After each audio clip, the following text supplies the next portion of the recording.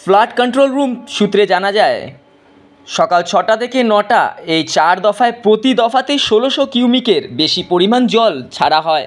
Gajoldoba Teesta barrage থেকে জলস্তর বাড়ছে তিস্তা নদীতে। তিস্তার মেকলিগঞ্জ থেকে বাংলাদেশ পর্যন্ত এলাকায় লাল সতর্কতা জারি রয়েছে। পাশাপাশি দমনি থেকে বাংলাদেশ পর্যন্ত এলাকায় জারি হয়েছে হলুদ সতর্কতা। জলঢাকা নদীতে জারি করা হয়েছে হলুদ সতর্কতা।